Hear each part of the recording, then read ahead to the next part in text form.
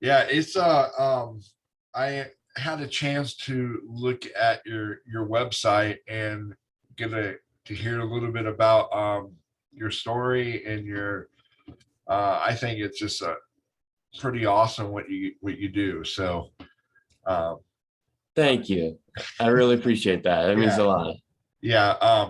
Carrie, I'm assuming you know Carrie. Yeah, Mhm. she I I'm a 2004 alumni for Okay. YLF. Okay. So been a while. And I occasionally just do some do some stuff, here and there for them. They are a wonderful organization. Yeah. And she just said, "Hey, can you interview this fellow?" And I was like, "Yeah, absolutely, I would love to." And I love meeting new people. And it's been a while since I've interviewed a person, so please I'm, bear you with know, me. I'm sure you'll do fine. No, it's a pleasure to connect with you, Brian. Yes, awesome. So um, it's did you see the questions I sent you I already? did, yes. Awesome. So I'm going to start out with what is your name and where you're from? Yeah, my name is Russell Lehmann. I'm a motivational speaker and spoken word poet. My platform is Autism, Mental Health, Disabilities. I happen to have autism, and I'm from Seattle, Washington, but I'm currently residing in Los Angeles, California. Wow, awesome.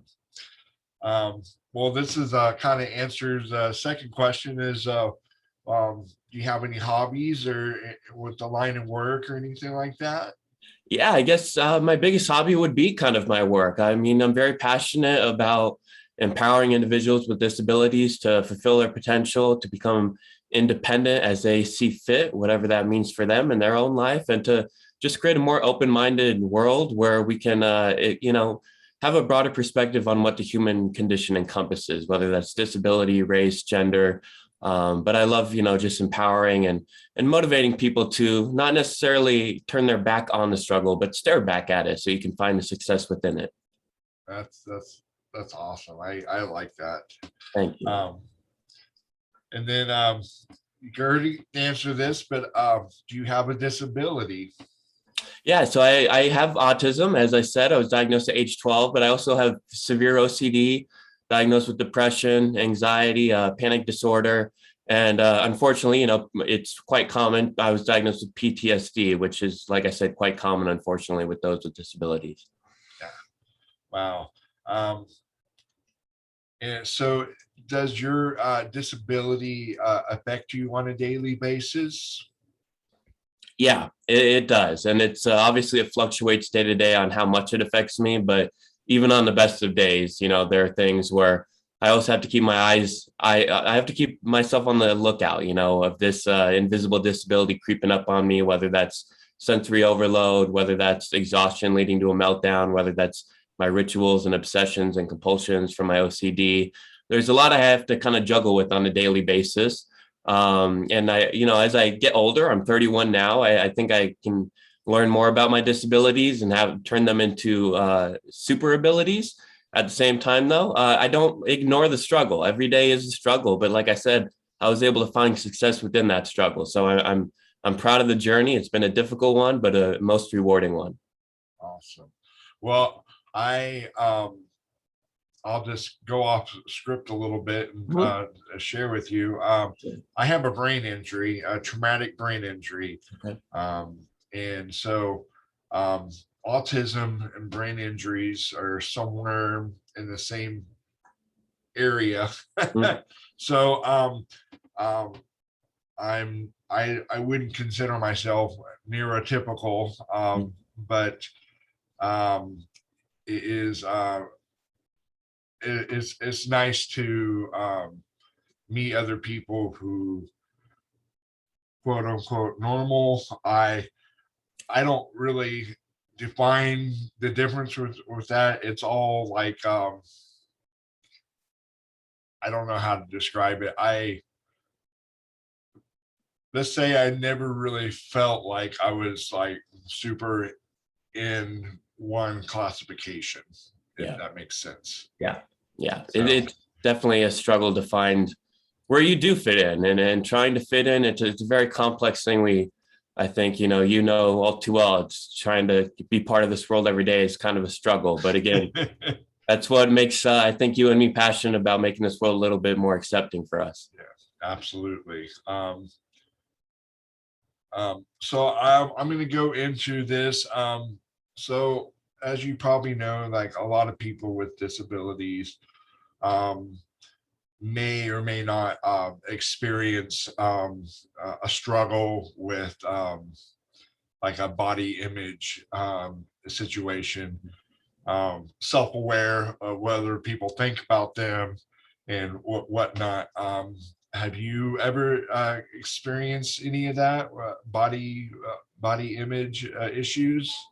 Yeah, when I was I never really experienced it until my late teens, around the age of 19, and then it kind of gotten stronger throughout my early 20s. My OCD actually morphed into anorexia when I was 21, Oh and wow. that's when I really started to be very hyper conscious of my body image. I was diagnosed with body dysmorphic disorder, and it's been a lifelong, not a lifelong struggle, but for the past 10 years, it's been a vehement struggle. Like to this day, even though I love my body, I'm still very insecure about it at the same time. Yeah. And even though people tell me I might have a great body, that doesn't mean anything, unfortunately, because I might know that, but it feels like I don't, right? And knowing and feeling are two different things.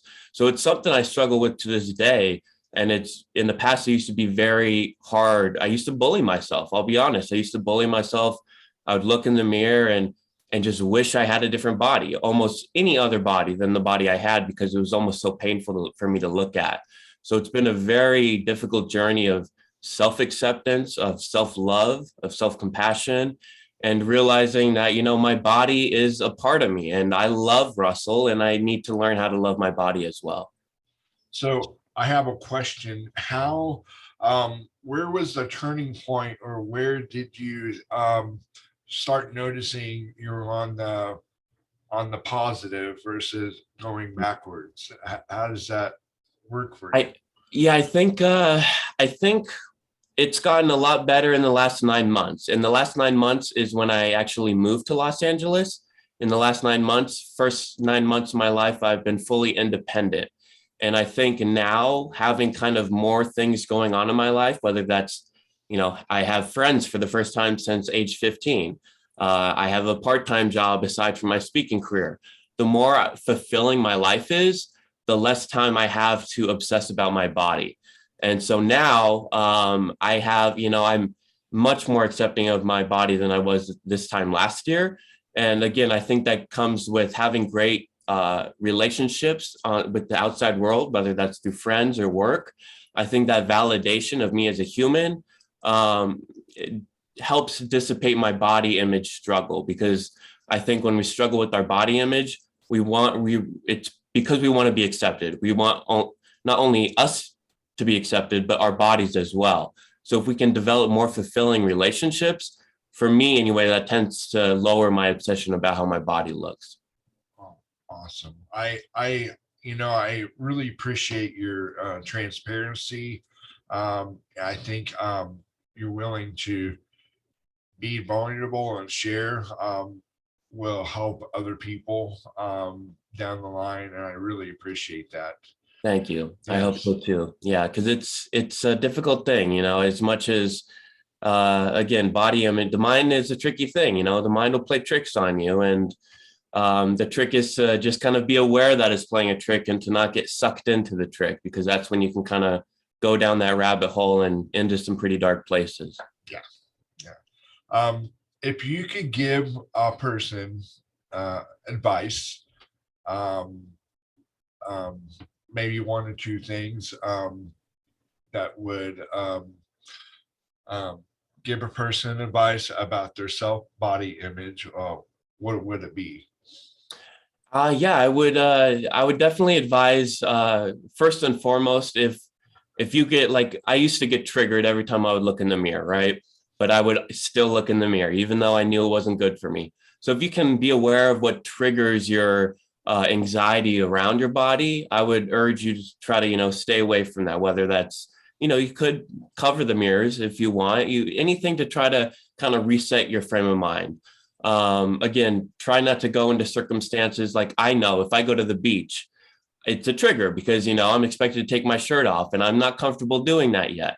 So to take baby steps, maybe if you're a male, maybe try taking your shirt off in your house alone and just see how it feels, right? Don't just jump into something like going to the beach. Don't jump into it all the way at the beginning. And, I think the biggest thing is self-care and self-love. And I think there's little things we can do, such as when I wake up every morning, I will give myself a pat on the back and just say, "Good morning, Russell." I will look in the mirror and say, "I love you, Russell."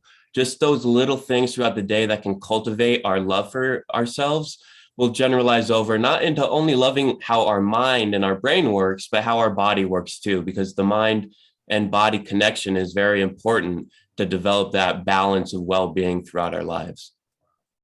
Yes, that's I agree with that too. Self-talk, Yeah, so important. We don't think um the influence that we have over ourselves when we speak about ourselves. yeah. But we can start something small. It can change like a wave pattern. It gets bigger and bigger like a wave. Absolutely. Yeah. Absolutely. So Yeah. And I think, too, if individuals can find an outlet, I found an outlet through poetry in my early 20s where I could kind of write down my frustrations with my body, and to be able to turn it into a piece of art, such as a poem, was cathartic, because now it wasn't just a struggle for nothing. It was a struggle that became a piece of art. So if individuals can find an outlet, whether that's something active or like writing or even painting, painting is a great way to just kind of express yourself. And that is advocating, right? You are expressing yourself, you're advocating. You might not be advocating to others, but you're advocating to yourself. And that is very much needed when you struggle with your body image. absolutely awesome.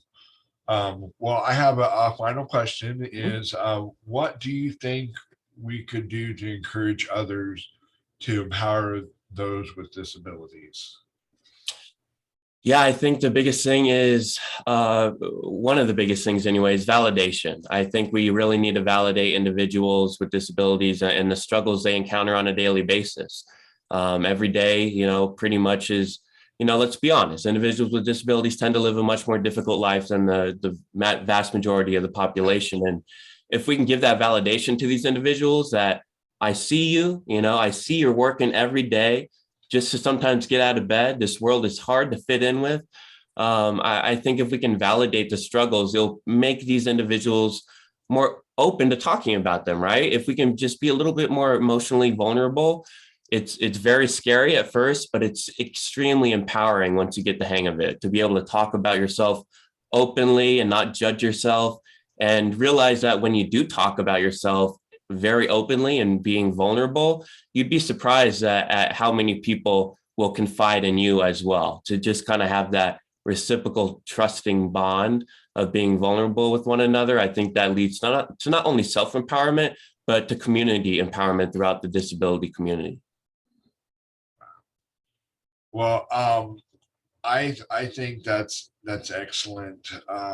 I I sometimes I have difficulties getting my words out, even though I can think them.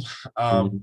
But I do want to say that I highly appreciate your words, and I thank you for your time, um, and your willingness to not only self advocate but advocate for others, and even maybe in a different format than motivational speaking. You just never know who you're going to inspire. So it's a life journey, and It is. and everybody's unique, and I'm unique too, and there's no one size fits all, so I really appreciate your time and what you do for others. And it's and I hope to um, I'm going to follow you on your website. So catch up, and maybe buy a book or two from your store. I saw that you got some books there. Yeah. So um, my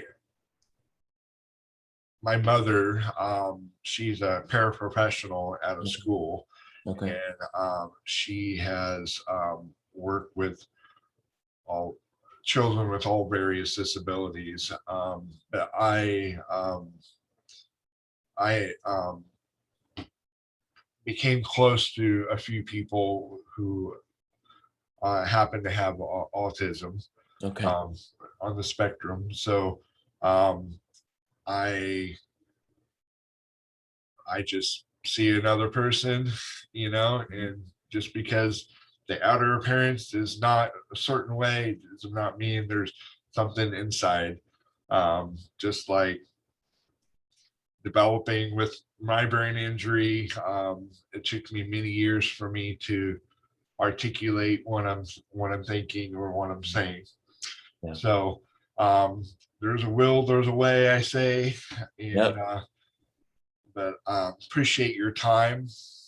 Absolutely. Absolutely, Brian. It's been a pleasure. You're a very good guy. I get a lot of good energy from you. And thank you for sharing about your journey as well. It was we've only had a brief 20 minutes here, but I've enjoyed learning about you. And yeah, stay in touch. You have my Yeah. email, you have my website. So stay in touch. Amen. All awesome. Well, you have an excellent day. Enjoy. Thank you. You as well, Brian. All right. Bye bye. All right. Bye bye.